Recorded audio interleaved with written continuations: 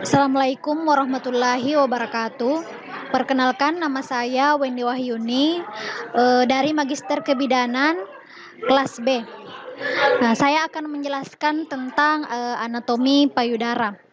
Nah, payudara atau buah dada atau kelenjar mamai adalah salah satu organ reproduksi pada wanita yang berfungsi mengeluarkan air susu. Payudara terdiri dari lobulus, yaitu kelenjar yang menghasilkan ASI, tubulus atau duktus yang menghantarkan ASI dari kelenjar sampai pada puting susu atau nipel. Kelenjar mamai merupakan ciri pembeda pada semua mamalia. Payudara manusia berbentuk kerucut tapi sering berukuran tidak sama.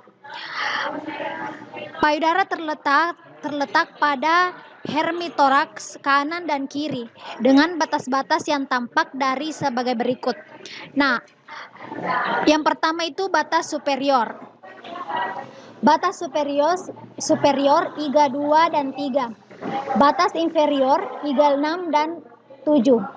Batas medial pinggir sternum, batas lateral garis aksilaris anterior. Selanjutnya itu korpus atau alveolus, yaitu unit terkecil yang memproduksi susu. Bagian dari alveolus adalah sel acinar, jaringan lemak, sel plasma, sel otot polos, dan pembuluh darah. Lobulus yaitu kumpulan dari alveolus. Lobus yaitu beberapa lobulus yang berkumpul menjadi 15-20 lobus pada tiap payudara. ASI disalurkan dari alveolus ke dalam saluran kecil atau ductulus.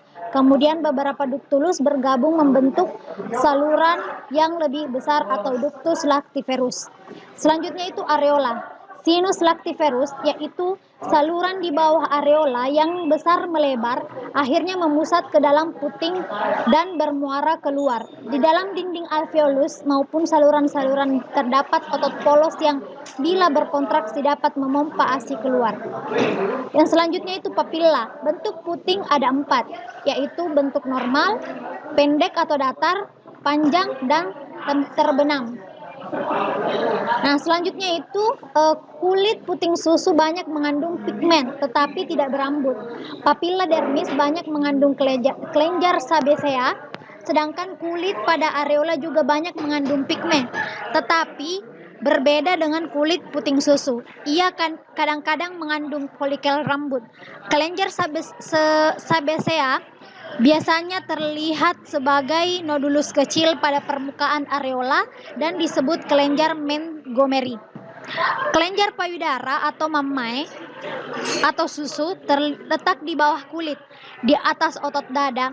Manusia mempunyai sepasang kelenjar payudara yang beratnya kurang lebih 200 gram. Saat hamil bertambah sampai 600 gram dan saat menyusui sampai 800 gram. Nah, payudara dibagi menjadi 4 kuadran.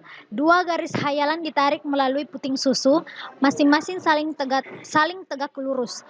Jika payudara dibayangkan sebagai piringan sebuah jam, 1 garis menghubungkan jam 12 dan jam 6, dan garis lainnya menghubungkan jam 3 dan jam 9. 4 kuadran yang dihasilkannya adalah kuadran atas luar, superolateral, kuadran atas dalam, superomedial, kuadran bawah luar atau inferolateral, dan kuadran bawah dalam, infromedial. Nah, ekor payudara merupakan perluasan kuadran atas luar atau superolateral. Ekor payudara memanjang sampai ke aksila dan cenderung lebih tebal ketimbang payudara lainnya. Kuadran luar di atas ini mengandung massa jaringan kelenjar mamai yang lebih banyak atau langsung di belakang areola dan sering menjadi tempat neoplasia. Pada kuadran media atas dan lateral bawah, jaringan kelenjarnya lebih sedikit jumlahnya, dan yang saling minimal adalah yang kuadran medial bawah. Jaringan kelenjar payudara tambahan dapat terjadi di sepanjang garis susu yang membentang dari lipatan garis aksilaris anterior menurun hingga lipatan paha. Payudara normal mengandung jaringan kelenjar, duktus, jaringan otot penyokong lemak, pembuluh darah, dan saraf pembuluh limfe. Jaringan kelenjar, duktus, dan jaringan penyokong. Jaringan kelenjar terdiri dari 15 sampai 25 lobulus yang tersebar radier mengelilingi puting. Tiap-tiap segmen mempunyai satu aliran yang akan berdilatasi. Sesampainya di belakang areola, pada retroareolar ini, duktus yang berdilatasi itu menjadi lembut. Kecuali saat dan selama ibu menyusui, duktus ini akan mengalami distensi. Masing-masing duktus ini tak berisi dan mempunyai satu bukaan puting ke arah puting atau ductus excretorius. Nah, tiap lobus dibagi menjadi 15 sampai 57 lobulus yang bermuara ke dalam suatu ductus yang mengalirkan isinya ke dalam ductus excretorius lobulus itu. Setiap lobulus terdiri atas sekelompok alveolus yang bermuara ke dalam lactiferus atau saluran air susu yang bergabung dengan ductus-ductus lainnya untuk membentuk saluran yang lebih besar dan berakhir ke dalam saluran sekretorik. Ketika saluran ini mendekati puting, saluran-saluran ini akan membesar untuk menjadi tempat penampungan air susu atau yang disebut sinus lactiferus. Kemudian saluran-saluran tersebut menyempit lagi dan menembus puting dan bermuara di atas permukaannya. Di antara kelenjar susu dan fascia pectoralis, juga di antara kulit dan kelenjar tersebut mungkin terdapat jaringan lemak. Di antara lobulus tersebut ada jaringan ikat yang disebut ligamentum Cooper yang merupakan tonjolan jaringan payudara yang bersatu dengan lapisan luar fascia superficialis yang berfungsi sebagai struktur penyokong dan memberi rangka untuk payudara. Selanjutnya itu vaskularisasi payudara.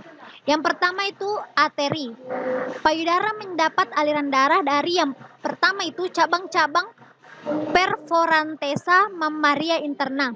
Cabang-cabang 1, 2, 3, 4, 5 dari A mammaria interna menembus dinding dada dekat tepi sternum pada interkostal yang sesuai, menembus pectoralis mayor dan memberi aliran darah pada tepi medial glandula mama. Yang kedua itu rami pectoralis, torako ke acromialis. Arteri ini berjalan turun di antara pectoralis minor dan pectoralis mayor. Pembuluh ini merupakan pembuluh utama pectoralis mayor. Arteri ini akan memberikan aliran darah ke glandula mama bagian dalam. Yang ketiga itu thoracalis lateralis atau mammae eksternal. Pembuluh darah ini berjalan turun menyusuri tepi lateral musculus atau otot pectoralis mayor untuk mendarahi bagian lateral payudara. Yang keempat itu thoraco-dorsalis. Pembuluh darah ini merupakan cabang dari subscapularis arteri memberikan aliran darah ke latissimus dorsi dan serratus magnus. Walaupun arteri ini tidak memberikan pendarahan pada glandula mama, tetapi sangat penting artinya karena pada tindakan radikal mastektomi, pendarahan yang terjadi akibat putusnya arteri ini sulit dikontrol, sehingga daerah ini dinamakan the bloody angel. Nah, yang selanjutnya itu vena. Pada daerah payudara terdapat 3 grup vena. Yang pertama itu cabang-cabang perforantes mammaria interna. Nah, vena ini merupakan vena yang tersebar pada jaringan payudara yang mengalirkan darah dari payudara dan bermuara pada mammaria interna, yang kemudian bermuara pada minominata. Yang kedua itu cabang-cabang aksilaris yang terdiri dari thoracoacromialis, thoracalis lateralis, dan thoraco-dorsalis. Yang ketiga itu vena-vena kecil bermuara pada intercostalis. Vena intercostalis bermuara pada vertebralis, kemudian bermuara pada azygos atau melalui vena-vena ini. Keganasan pada payudara akan dapat bermestase langsung ke paru-paru. Selanjutnya itu sistem limfatik pada payudara. Yang pertama itu pembuluh getah bening. Pembuluh getah bening aksila. Pembuluh getah bening aksila ini mengalirkan getah bening dari daerah-daerah sekitar areola mama kuadran lateral bawah dan kuadran lateral atas payudara. Pembuluh getah bening mamaria interna. Saluran limfe ini mengalirkan getah bening dari bagian dalam dan medial payudara. Pembuluh ini berjalan di atas fascia pectoralis, lalu menembus fascia tersebut. Sistem vertortes menembus pectoralis mayor, kemudian berjalan ke medial bersama-sama dengan sistem pertornes menembus interkostalis dan bermuara ke dalam kelenjar getah bening mamaria interna. Dari kelenjar mamaria interna, getah bening mengalirkan melalui tructus lymphaticus mamaria interna. Sebagian akan bermuara pada vena cava, sebagian akan bermuara ke ductus thoracicus atau untuk sisi kiri dan ductus lymphaticus dextra untuk sisi kanan.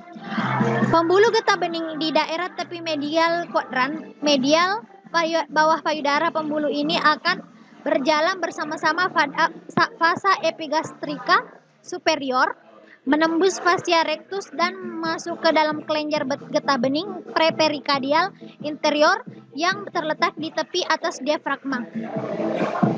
Di atas ligamentum falciform, kelenjar getah bening ini juga menampung getah bening dari diafragma, ligamentum falciform, dan bagian antero superior hepar. Dari kelenjar ini limfa mengalirkan melalui trunctus lymphaticus mamaria interna. Kelenjar getah bening, yang pertama itu kelenjar getah bening aksila. Terdapat 6 grup kelenjar getah bening aksila. Yang pertama itu kelenjar getah bening mama eksternal, kelenjar getah bening scapula, kelenjar getah bening sentral, kelenjar getah bening interpectoral, kelenjar getah bening vena axillaris, kelenjar getah bening subclavicula, kelenjar getah bening prefektoral, kelenjar getah bening interna. Nah, selanjutnya itu susunan saraf. Susunan saraf payudara dari cabang cutaneous, cervical, dan saraf thoracospinal. Cabang saraf ketiga dan keempat cutaneous dan dari plexus cervicalis melewati bagian anterior, berakhir di jajaran tulang iga. Yang kedua, cabang-cabang ini menyuplai sensor ke bagian payudara atas, saraf thoracic spinal. T3, T6 membentuk saraf interkostal dan bercabang dari otot pectoralis major dekat sternum untuk mensuplai sensor ke bagian lateral payudara. Percabangan T2 memasuki bagian atas tubuh saraf intercostobrachial dan mensuplai sensor ke aksila. Susunan saraf areola dan puting susu disuplai oleh saraf parikang torasik yang bercabang-cabang dan bentuk membulat. Nah, sekian dari penjelasan saya tentang anatomi payudara. Ya, sekian dan terima kasih. Assalamualaikum warahmatullahi wabarakatuh.